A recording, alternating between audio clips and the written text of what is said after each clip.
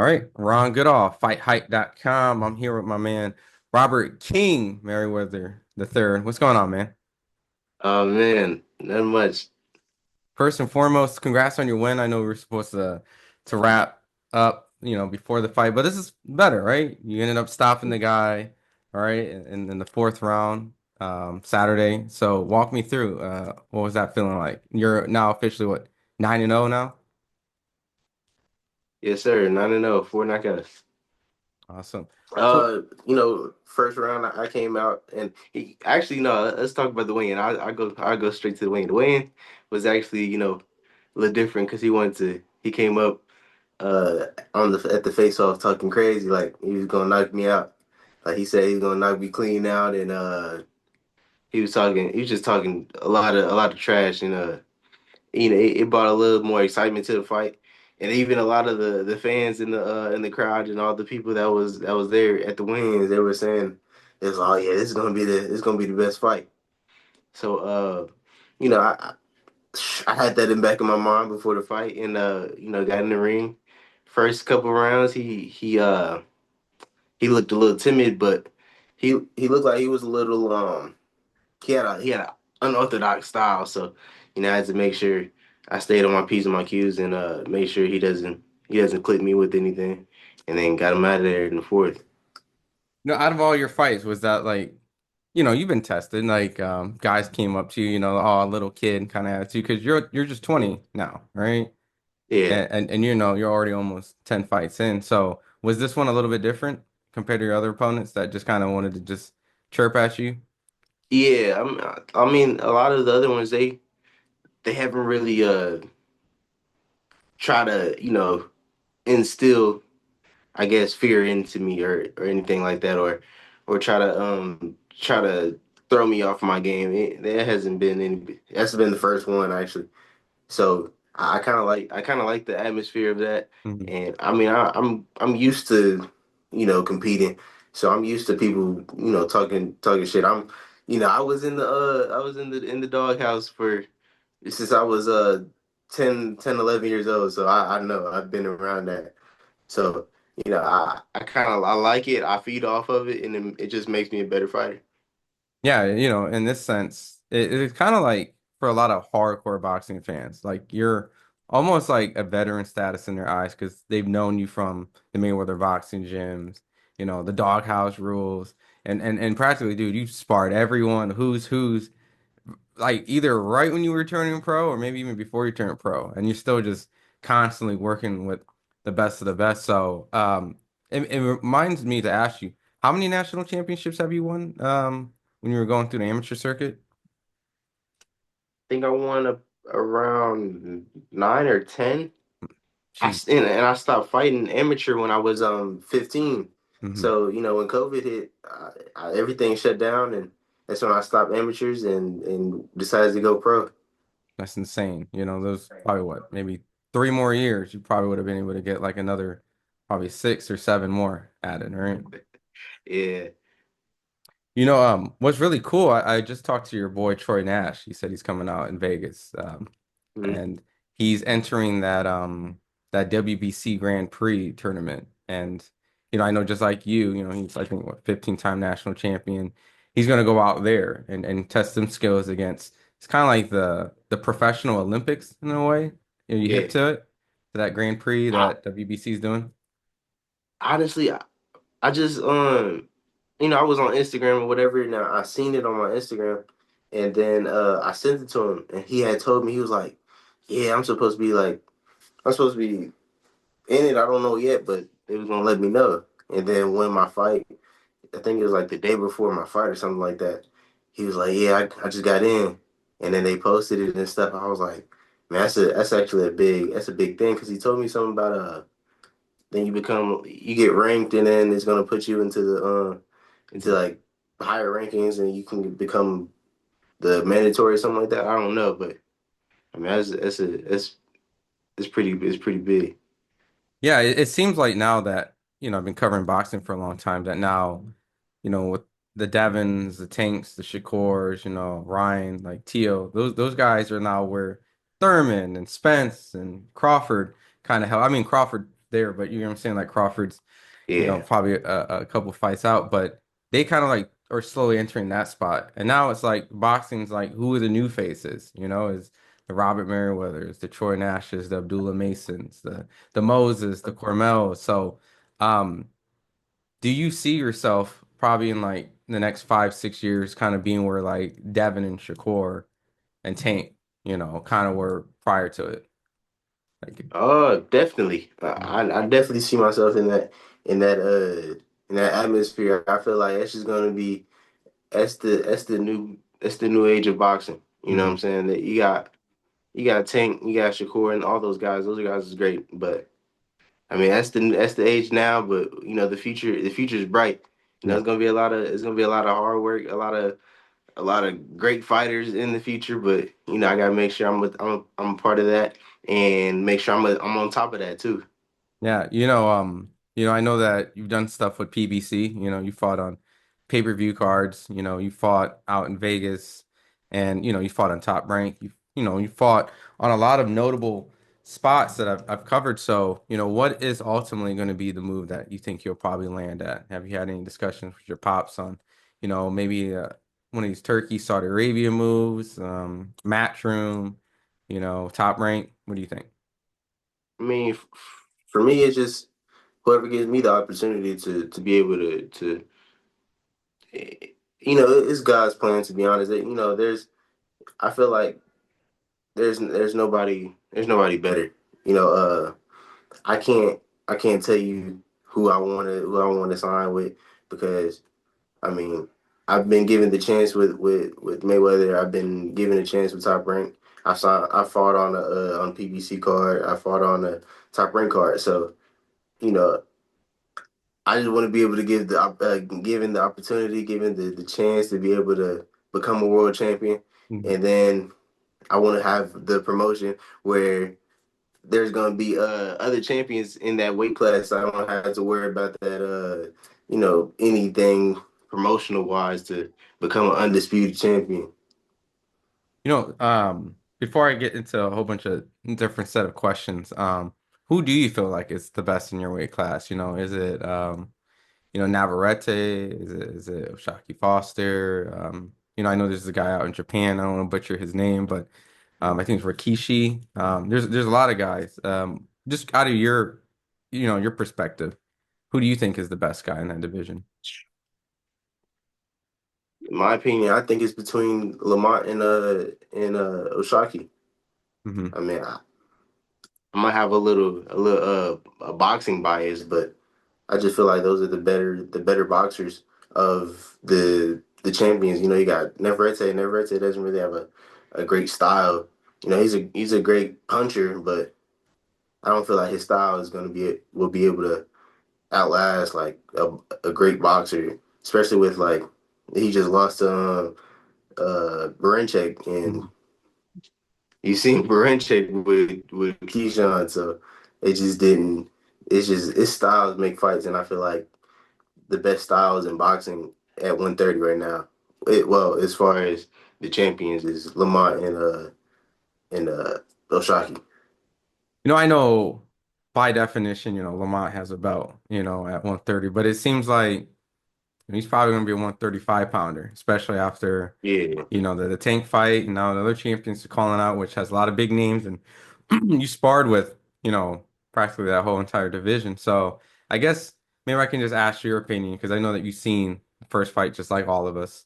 And I know you worked with Gervonta, you sparred with him before in the past. Have you ever worked with Lamont at any point no, or no? Okay, so nah. um, well, you have a great boxing, perspective. Now it's hindsight, right? Um, how do you think that rematch goes? And what do you think about the first fight? I guess before I even get into the rematch, like, did you feel like that fight was going to play out how it was with two technical boxers? I mean, you were giving them credit now, but I don't know if that was after the Tank fight. I mean, yeah, I definitely I didn't have the same mindset as I had before the fight. I didn't know really like much about Lamont except for like I think I seen the fight with Herring? Hector Garcia. Oh yeah, Hector. Yeah, Yeah. I seen that fight, but that was about it. And even then I caught the end of that fight because I was trying to I think I was trying to go to another fight at the same time. So I just caught the tail end of it. I seen when he dropped him, and then they gave it to him. So I was like, okay, well, he's a tough he's tough. But then when the fight got announced, I was like, Tank gonna run through him. Yeah. But you know, it wasn't the same thing. Like, but they from the same area, so I feel like Right. it was just more of like a it was more of like a let me put my guy on and we're gonna go ahead and get the ratings going because I mean it was a great fight, but I don't know, it just didn't seem like the same Tank that we've seen before. I'm not gonna discredit Lamont because Lamont really did go out there and sit there and eat some of Tank's best punches and come back with some fire himself. But I don't know. I just feel like Tank looked like he was off of his game or something, and it didn't look like a great Tank that we know. Hmm. But I mean, I feel like the first fight it was supposed to be a draw, like what it was called. Lamont, I don't know if Lamont did like enough to really take it from Tank, but I still gotta be able like Lamont didn't lose the fight. You know what I'm saying? So I mean, a draw was respectable. You thought the fight was close and could have felt it went Yeah, either yeah, yeah, or. for sure. And obviously And didn't. Oh, go ahead. first watch, I mean, first watch being like I like Tank, so I'm like, you know, this is actually this is close. Like Hmm. Tank ain't stepping on it, and then when he did step on it, Lamont really sat there and gave it right back. I'm like, oh yeah, this is this is gonna be a tough decision. And then when I heard the 115, 113, and then the first time for Tank, and I heard 114, and I was like, yeah, it's a draw because there's no way they're gonna just give it away to Lamont like that. You say like they don't give it away, right? And I know that you mentioned a little bit of just the fact that like, you like Tank and granted, a lot of experts didn't pick Lamont to win the fight. And Mhm. I know a lot of people like Shakur said it was 50-50. When you really look at it, it's gonna be a boxing fight. But I think a lot of people thought at some point Tank was going to signature late round stoppage. So when you see that the fight was close and you said they weren't gonna give it, was that kind of like boxing politics? Is that what you're saying? Or just old school when some people say you got to take it from the champ? Like, like what do you mean by? Uh, it could be both. Mhm. Tank is Tank. You got it's a lot of politics behind stuff like that. Like even when Bud fought Madrimov, Bud's a great fighter as well. But and Madrimov had gave him a tough fight. But they're if Tank, even though Madrimov was the champion, they're not gonna they're gonna side with Bud because Bud is the A side and he's gonna bring the tickets. Like people didn't know Madrimov before the fight, except for hardcore boxing fans. So I mean, with Lamont, nobody knew Lamont before. Well, I'm not gonna say nobody, but a lot of people didn't know Lamont before the fight. So I mean, to be honest, we're gonna side with Tank before the fight even starts. Hmm. So I'm just gonna if you don't really make the fight clear and have a clear 6 rounds and then have a swing round or two, then they wasn't gonna give it to Lamont like regardless, even though it looked like Lamont could have won. If it was like, say it was the amateurs, I feel like Lamont could have won just based off of unbiased. But I mean, I feel like uh as Tank is the champion as well, I feel like they wasn't gonna just take it away from the champ. Do you think anything changes in the rematch? I mean, as in like decision wise, like you think it's going to be more decisive, like someone gets stopped or gets Uh blown out, or just another action-packed fight where, you're kind of 50-50 now after seeing the first fight. nah, I feel like Tank Tank might step on it a little earlier because it took him a little minute just to get acclimated. Although he does it all the time, but in the second fight, I feel like he's going to get acclimated a little faster and a little sooner, and really, download what he needs to download in the Mhm. beginning rounds instead of because he was sitting around for like the first 3 rounds. He threw, I think, I want to, what do you say? He threw like 10 punches in the Not too first two much. Not, rounds. not too much. It was kind of, it was very anticlimactic. Like, I would have said he threw about three in the first round. So, like, I mean, I get downloading and stuff like that, but I mean, he took it to a whole nother level. Hmm. And on top of that, I don't know. It's just like it was a different, it was a different atmosphere. Like he had Barry Hunter in the corner, Hmm. and had Coach Calvin and Kenny on the side. I'm like, this is not. It's not a good. It's not a good. That corner wasn't. That corner didn't work to me. For me, I just being honest. Like Barry would say something for the first 30 seconds, and then Calvin's trying to get his in for the last 20, and then Kenny says something for 10. Like it just didn't. It didn't look right. It looked like Tank was uncomfortable. Coach Calvin definitely would look like he was uncomfortable, and then it wasn't their best outing, and I feel like the next time, hopefully, Tank will see that and make an adjustment and make Coach Calvin have him the head trainer again and work from there. Do you favor Tank, even though that a lot of people thought that Tank lost the fight, even without the knockdown, the knee controversy that's been servicing, Oh man, uh, just a little bit because I don't know. I feel like there's another side hmm as well, but it's a lot of things that we finally figured out and found out about Tank after that fight. hmm So I mean, I feel like the second fight will really like expose Tank to the fullest, you right. know, and we're gonna see if he really has the dog like he's supposed to, or has that boxing IQ like he's supposed to, or anything like that. Like, I feel like I've always felt like he's had a great boxing IQ being in the ring with him, or even a great power, great he I've seen him spar a million people or fight a million people, and it looks like he has dog, but we just gonna have to see it in the second fight because that second fight is really gonna test him. hmm Did he have dog with you essentially when you guys sparred? Because I know that you had to have dog against him, because you were sparring him at a pretty young age. I mean, you're only 20, so like we're talking. Yeah, I was young, so it was like I'm not gonna take away from myself, but I feel like it was